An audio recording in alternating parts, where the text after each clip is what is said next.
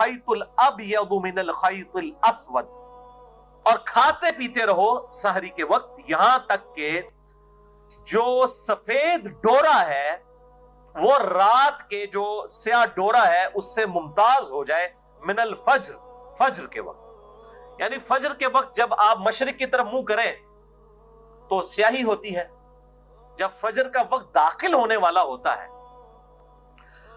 اس سے کافی دیر پہلے ہی ہلکی ہلکی سفیدی ظاہر ہوتی ہے، کیونکہ سورج اوپر آ رہا ہوتا ہے ود ریسپیکٹ ٹو زمین،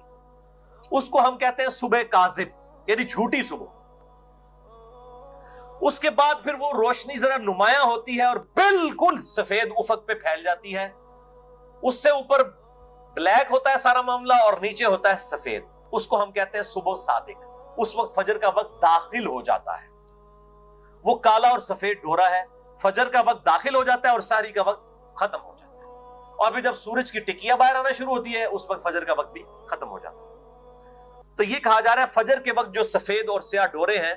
جب وہ ممتاز ہو جائیں، یعنی صبح کاذب صبح صادق میں کنورٹ ہو جائے، پھر کھانا پینا چھوڑ دو۔ آج کل بڑا آسان ہے، وہ ٹائم ٹیبل بنے ہیں، میں انشاءاللہ اگلی دفعہ بتاؤں گا، اینڈرائڈ ایپس بنی ہیں پرو مسلم اور باقی، میں انشاءاللہ اگلی دفعہ ڈیٹیل کے ساتھ اسے ڈسکس کروں گا۔ بہرحال اسی کانٹیکسٹ میں صحیح بخاری میں ایک حدیث ہے 4509،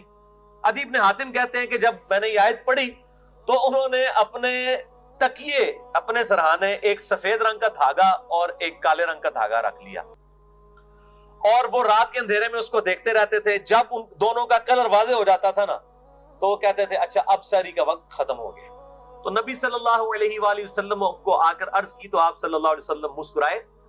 اور آپ نے مزاح کے طور پہ فرمایا کہ تیرا تکیہ اتنا چوڑا ہے کہ آسمان کے ڈورے اس کے نیچے آ جاتے ہیں۔ اس سے مراد آسمان کے ڈورے ہیں، آسمان پہ جو سفید اور سیاہ ڈورا ہے یہ والے ڈورے نہیں ہیں۔ ثم اتم الصیام الی اللیل، اور پھر اس کے بعد روزے کو رات تک مکمل کرو۔ اب یہ بڑا کڑوا ٹاپک ہے اور بون آف کنٹینشن ہے سنی اور شیعہ کے درمیان، میں انشاءاللہ اگلی دفعہ یہ مسئلہ بھی حل کر دوں گا۔ یہاں پہ الفاظ یہ نہیں ہے کہ روزے کو مکمل کرو شام تک، یہ الفاظ ہیں روزے کو مکمل کرو رات تک، اور رات کی ڈیفینیشن کے اعتبار سے جو اختلاف پایا جاتا ہے میرے نزدیک سنی اور شیعہ دونوں ہی اپنی جگہ موقف پہ درست ہیں، اور بسا اوقات سنی علماء جو ہیں وہ شیعہ کے ساتھ بالکل خیانت کر رہے ہوتے ہیں اس مسئلے میں، اور بعض اوقات شیعہ جو ہیں وہ اہل سنت کے ساتھ خیانت کر رہے ہوتے ہیں۔ میں انشاءاللہ اگلی دفعہ اس مسئلے کو ڈسکس کروں گا، اور دونوں نے ون سائیڈڈ باتیں پکڑی ہوئی ہیں۔